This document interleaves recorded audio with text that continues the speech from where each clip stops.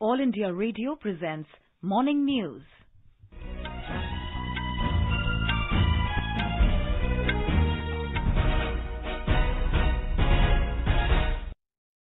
Good morning. I am Sarabjit Kaur and with me is Abhishek Mukhopadhyay. The headlines. Prime Minister Narendra Modi to address centenary celebrations of Aligarh Muslim University at 11 a.m. today. India International Science Festival 2020 to be inaugurated by Prime Minister this evening. US President presents Legion of Merit Award to PM Narendra Modi for his leadership in elevating US-India strategic partnership. Counting for DDC elections in Jammu and Kashmir to be taken up today. NIA arrests 17 SDPI and PFI leaders in connection with Bengaluru writing case. Maharashtra government imposes night curfew in all municipal corporation limits beginning today. European Union approves Pfizer-BioNTech's corona vaccine for use in the 27-nation grouping.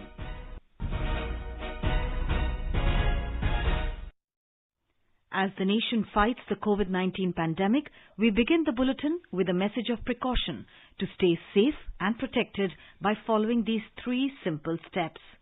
Wear a face mask, maintain 2 gaz ki doori for social distancing, focus on hand and face hygiene. Now the news. Prime Minister Narendra Modi will address the centenary celebrations of Aligarh Muslim University at 11 this morning via video conferencing. Mr. Modi will also release a postal stamp during the event. Chancellor of the university, Sayyidina Mufazzal Saifuddin, and Education Minister Ramesh Pokhriyal Nishank will also be present on the occasion. More details from our correspondent. All preparations of centenary celebrations have been completed and people are very much enthused and happy to see Prime Minister at the campus. In wake of Prime Minister's participation in the event, elaborate security arrangements have been put in place in and around the university premises. The participation of Prime Minister in AMU will give a new direction and open a new era of academic growth there. AMU Vice Chancellor Tariq Mansoor said, AMU community is thankful to Prime Minister Shri Modi for accepting the invitation to participate in the centenary celebration of the university. MS Yadav, AIR News, Lucknow. Prime Minister Narendra Modi will deliver the inaugural address at the India International Science Festival IISF 2020 today through video conferencing. Science and Technology Minister Harshvardhan will also be present on the occasion. To promote scientific temper in society, Ministries of Science and Technology and Earth Sciences, in association with Vigyan Bharati, conceptualized the IISF. Launched in 2015, IISF is a celebration to promote science and technology. The aim is to engage the public with science, celebrate the joy of science, and show how science, technology, engineering, and mathematics can provide solutions to improve lives. The goal of the IISF 2020 is to help youth develop 21st century skills with a focus on scientific knowledge, creativity, critical thinking, problem solving and teamwork. A long-term objective is to encourage students to study and work in scientific fields. US President Donald Trump presented the prestigious Legion of Merit Award to Prime Minister Narendra Modi for his leadership in elevating strategic partnership of the two countries and emergence of India as a global power. India's ambassador to the US, Taranjit Singh Sandhu, accepted the award on behalf of the Prime Minister from the US National Security Advisor Robert O'Brien at the White House.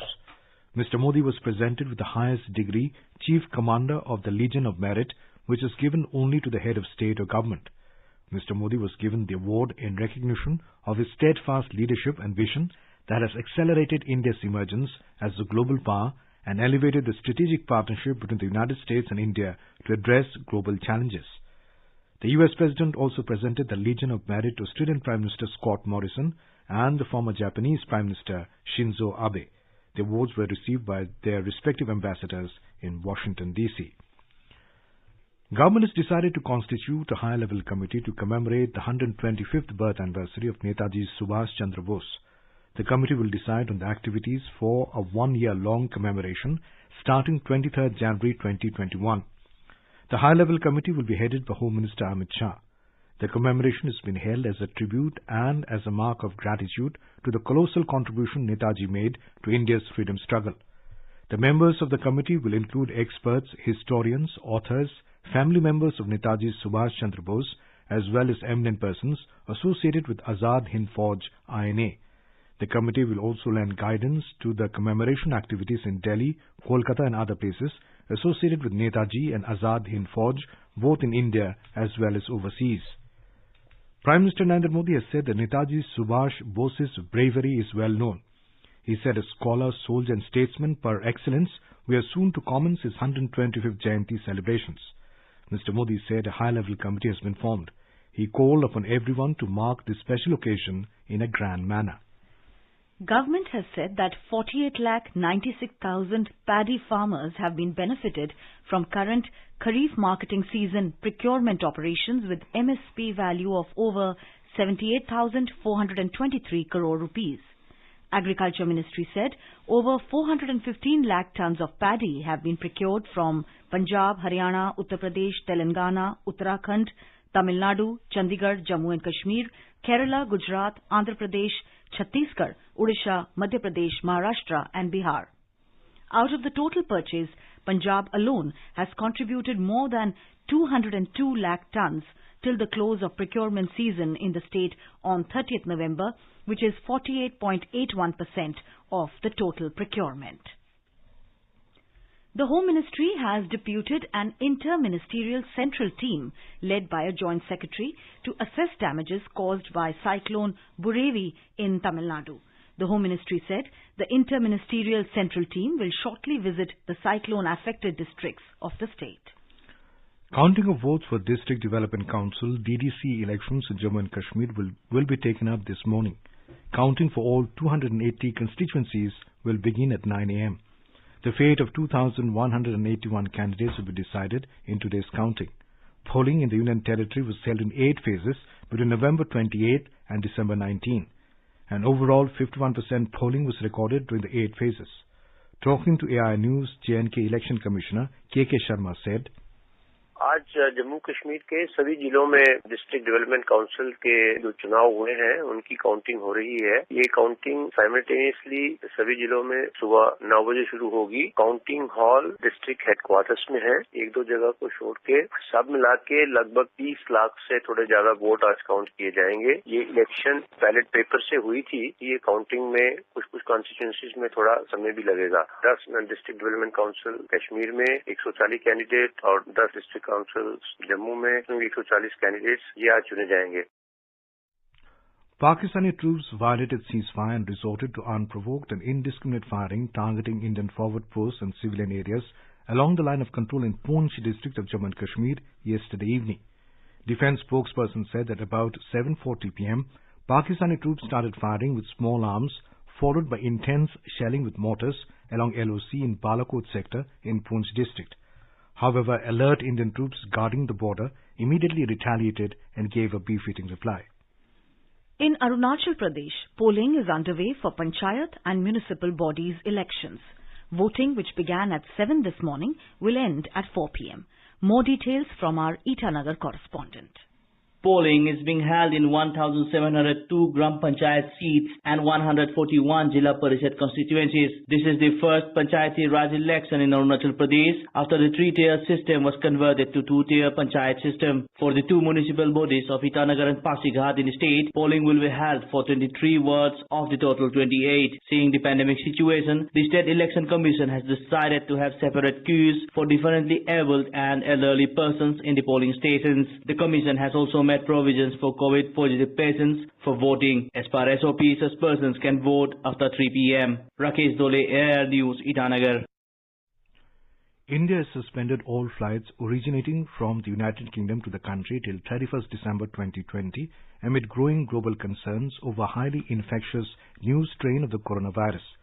The Ministry of Civil Aviation said the suspension will start from midnight tonight. The ministry said as a measure of abundant precaution, passengers arriving from UK in all transit flights that have taken off or flights which are reaching India before 22nd December at 23:59 hours would be subject to mandatory RT-PCR test on arrival at the concerned airports. Talking to reporters, Civil Aviation Minister Hardeep Singh Puri said that the government has taken the decision after carefully considering all the facts and reports from the UK.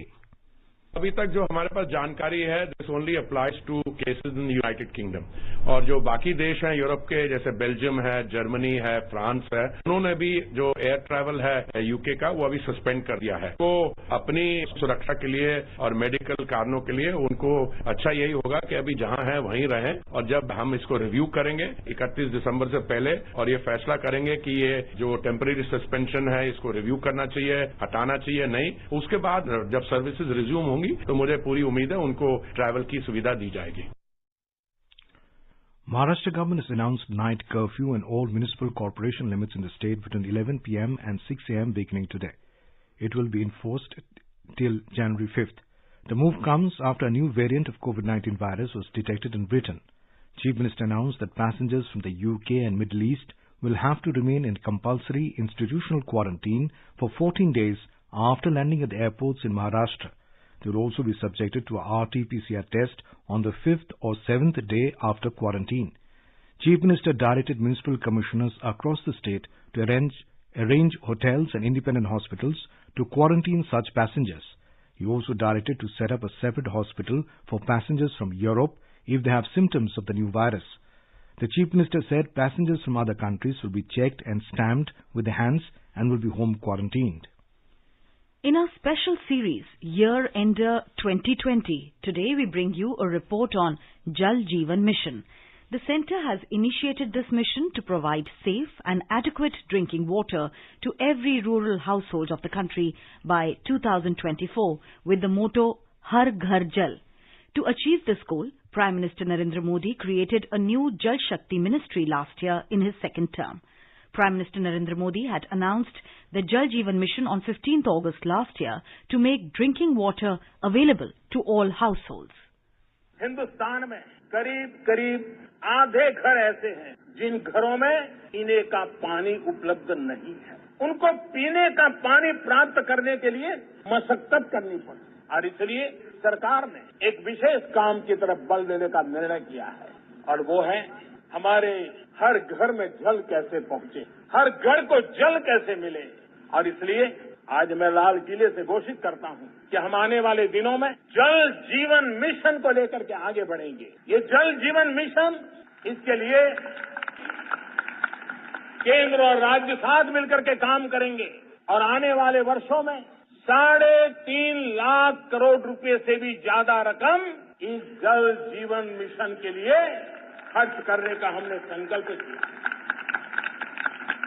जल संचय हो, जल सिंचन हो, वर्षा के बूंद बूंद पानी को रोकने का काम हो, समुद्री पानी को या वेस्ट वाटर को ट्रीटमेंट करने का विषय हो, किसानों के लिए पर drop more crop micro irrigation का काम हो, पानी बचाने का अभियान हो, पानी के प्रति सामान्य से सामान्य नागरिक सजग भी बने, संवेदनशील भी बने।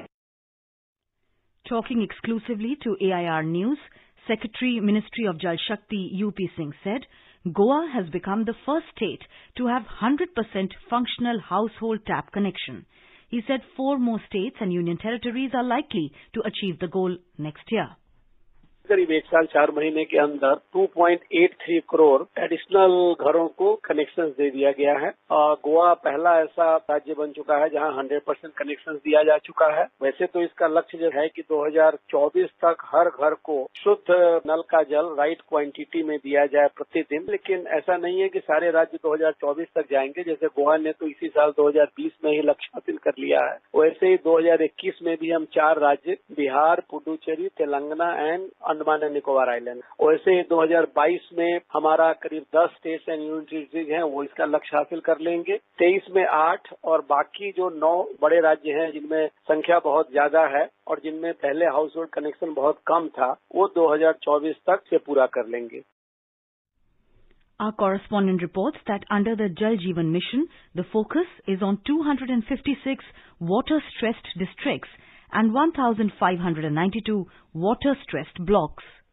The Jal Jeevan Mission aims to provide drinking water in every rural household. There are about 19 crore households in the country. Earlier, only 16% of the households had access to drinking water through tap connections.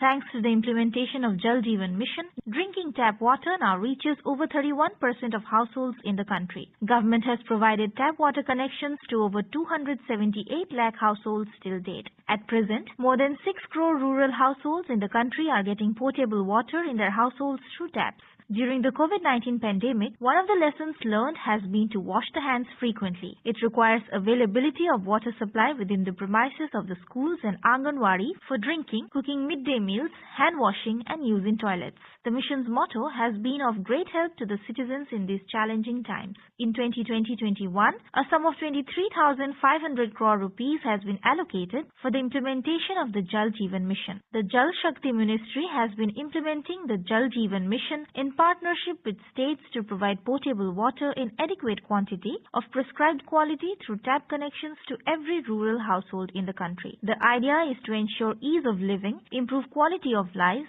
and also create employment opportunities in rural areas with the tagline Har Ghar Jal by 2024. With Dipendra Kumar, Suparna Sekya, AIR News, Delhi.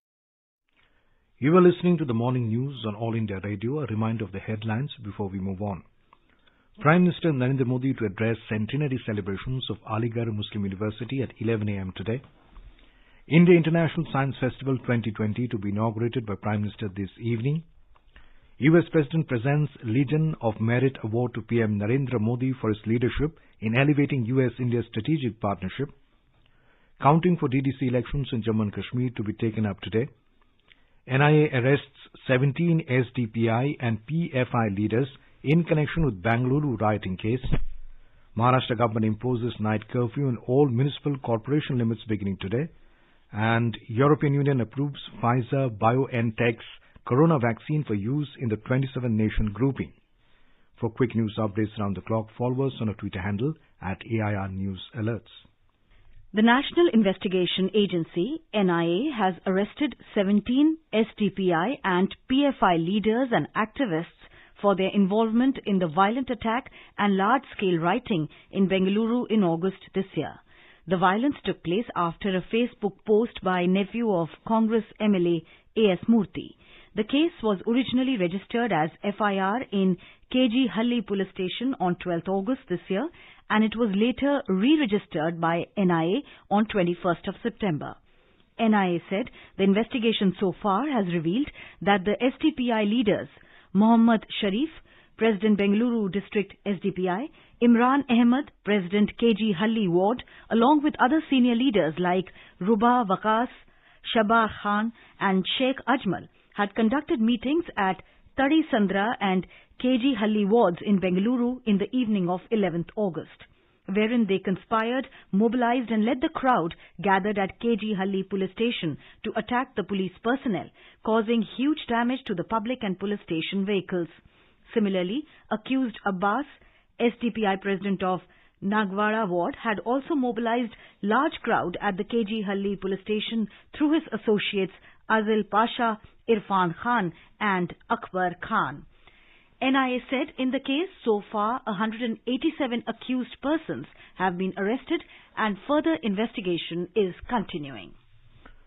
The country's COVID-19 recovery rate has further improved to 95.53% as more than 25,000 COVID patients have recovered in the last 24 hours. The Health Ministry said the total number of recoveries has gone up to over 96,06,000. The actual caseload currently comprises only 3.02% of the total positive cases. A total of 803 new confirmed cases of coronavirus infection were reported in Delhi in the last 24 hours, taking the total number of cases to over 6,17,000. New cases of COVID-19 detected during the last 24 hours in Gujarat have dropped below the 1,000 mark. 960 new cases were recorded in the state yesterday. The recovery rate has further improved to 93.28%. More details from our Ahmedabad correspondent. The total number of COVID-19 cases detected so far in Gujarat has reached up to 2,36,259. Out of this, 2,20,393 patients recovered. 1,268 patients recovered during the last 24 hours. More than 91,08,000 tests have been carried out in the state till date. At present, total active cases in the state are 11,625, out of which 66 patients are on ventilator. 7 patients died yesterday, taking the total total deaths due to COVID-19 up to 4,241. Meanwhile, following the ease of COVID-19 situation in Ahmedabad, Municipal Corporation-run SVP Hospital has decided to resume the services of other medical branches from today. Yogesh Pandya, AR News, Ahmedabad. Madhya Pradesh continues to report more recoveries than positive corona cases. The state registered decline in active COVID-19 cases. So far, more than 2,17,000 patients have recovered from the COVID infection in the state. Our Bhopal correspondent has filed this report. According to Health Bulletin of a State Department, 1,290 patients recovered yesterday. 26,451 tests have been carried out in the state yesterday, out of which 1,035 new positive cases were reported. Maximum COVID positive case, 386 registered at Indore, followed by 219 at Bhopal and 36 at Jabalpur. With 9 patients succumbing to the infection, the death toll rose to 3,490. Pooja Pivardhan, AIR News, Bhopal. Government has said that in the initial phase, COVID-19 vaccine will be provided to the priority group healthcare and frontline workers. The 50-plus age group may also begin early based on vaccine availability. The Health Ministry has come out with a series of frequently asked questions about COVID-19 vaccine on various aspects. Our correspondent reports that the eligible beneficiaries will be informed through the registered mobile number regarding the health facility where the vaccination will be provided and the scheduled time for the same. This will be done to avoid any inconvenience in registration and vaccination of beneficiaries. More from our correspondent. Health Ministry has said that registration of beneficiary is mandatory for vaccination for COVID-19. Only after registration, the information on the session site to visit and time will be shared with the beneficiary. India runs one of the largest immunization program in the world, catering to the vaccination need of more than 26 million newborns and 29 million pregnant women. Health Ministry has said that the program mechanisms are being strengthened and geared up to effectively cater to the country's large and diverse population. Anupam Mishra, AR News, Delhi. The European Union has approved the coronavirus vaccine developed by Pfizer and BioNTech. The first phase of the 27-nation bloc's mass vaccination program is to begin later this week. The EU's Executive Commission gave the green light just hours after the European Medicines Agency said the vaccine meets safety and quality standards. The Commission President Ursula von der Leyen said doses will be available for all EU countries at the same time and on the same conditions. She added that the first batches of the vaccine will be shipped from Pfizer's manufacturing site in Belgium in the next few days, with vaccinations starting on 27th of this month. The European Union countries, including Germany, France, Austria and Italy, have said they plan to start vaccinations shortly after Christmas as Europe tries to catch up with the US and Britain, where inoculations began earlier this month. The US House of Representatives has passed a $892 billion coronavirus aid package aimed at throwing a lifeline to the nation's pandemic-battered economy. The relief bill, which will become law if passed by the Senate and signed by President Donald Trump, includes $600 payments to most Americans as well as additional payments to the millions of people thrown out of work during the pandemic. The White House has said Mr. Trump will sign the bill. Ahead of the Pravasi Bharatiya Divas, Ministry of External Affairs, MEA, will organize a virtual conference titled Forging Media and Entertainment Partnerships to showcase India at 75 today. The event is one of the 5 conferences to be held ahead of the Pravasi Bharatiya Divas. It will bring prominent members of the Indian diaspora in the field of media and entertainment to deliberate on the theme of the conference. The conference will be chaired by External Affairs Minister S. Jaishankar and will be held in the panel discussion format with 6 eminent panelists from around the world who will be participating in these discussions. The event will be live-streamed on social media platforms of the MEA. India and Russia celebrated a decade of strategic partnership yesterday. It was on this day in 2010 that Russia-India strategic partnership was elevated to a special and privileged strategic partnership. Talking to media, Ambassador of Russia in India, Nikolai Kudashev, asserted that the friendship between India and Russia is limitless, trusted, strong and coherent despite global turbulence. He said the defense cooperation between the two nations has moved towards co-development and co-production of equipment and ancillary devices. The Russian ambassador to India added that work is on for an early conclusion of the Indo-Eurasian Economic Union FTA and the International North-South Transport Corridor. And now let us take a look at the weather forecast for today. The national capital will experience cold day with temperatures varying between 4 and 19 degrees Celsius. Mumbai will have mainly clear sky and the temperatures will vary between 22 and 33 degrees Celsius. Chennai is likely to have generally cloudy sky with light rain or drizzle and temperatures will hover between 24 and 30 degrees Celsius. Kolkata had fog in the morning and will have mainly clear sky later and temperatures will vary between 14 and 25 degrees Celsius. On to the north now. Jammu had fog in the morning and will have mainly clear sky later. The temperatures will hover between 3 and 18 degrees Celsius.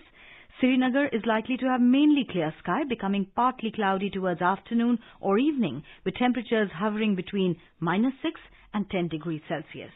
In Leh, there will be partly cloudy sky, and the temperatures will vary between -15 degrees Celsius and 1 degree. Gilgit will have mainly clear sky, with temperatures varying between -6 degrees Celsius and 10 degrees. Muzaffarabad will witness mainly clear sky, becoming partly cloudy towards afternoon or evening, and temperatures will vary between 3 and 15 degrees Celsius. Dehradun witnessed fog in the morning and will have mainly clear sky later, with temperatures hovering between 4 and 21 degrees Celsius. Chandigarh will have mainly clear sky, becoming partly cloudy towards afternoon or evening. The temperatures in the city will hover between 5 and 19 degrees Celsius. In Hyderabad, the temperatures will vary between 18 and 29 degrees Celsius. The city witnessed fog early morning. Ahmedabad will have mainly clear sky and the temperatures will vary between 14 and 27 degrees Celsius. Patna witnessed fog or mist in the morning and will witness mainly clear sky later. The temperatures will hover between 10 and 22 degrees Celsius, and in Guwahati there was fog in the morning and will have partly cloudy sky later, with temperatures varying 14 and 26 degrees Celsius. And now an overview of today's newspapers. Most newspapers today lead with a new strain of the coronavirus SARS-CoV-2. India suspends UK flights is the lead headline in the Hindustan Times, while the Economic Times writes markets under strain over virus variant tank 3%. The statesman, quoting the Union Health Minister, says no need to panic, government alert. With major park build-up at LOC, security forces along the India-Pakistan border and the line of control in J&K put on high alert, writes the Asian Age. Moving towards parity, the Business Standard informs contract workers may soon have stock benefits. SEBI plans to tweak the definition of employee by deleting permanent from it.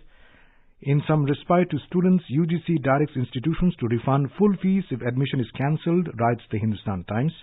And finally, in some good news for conservationists, leopard count up by 60% in 4 years, writes the Tribune. And now, before we end the bulletin, the headlines once again. Prime Minister Narendra Modi to address centenary celebrations of Aligarh Muslim University at 11 a.m. today. India International Science Festival 2020 to be inaugurated by Prime Minister this evening. US President presents Legion of Merit Award to PM Narendra Modi for his leadership in elevating US-India strategic partnership. Counting for DDC elections in Jammu and Kashmir to begin a short while from now. NIA arrests 17 SDPI and PFI leaders in connection with Bengaluru rioting case. Maharashtra government imposes night curfew in all municipal corporation limits beginning today. And European Union approves Pfizer-BioNTech's corona vaccine for use in the 27-nation grouping. And with that, we end the morning news. Have a nice day.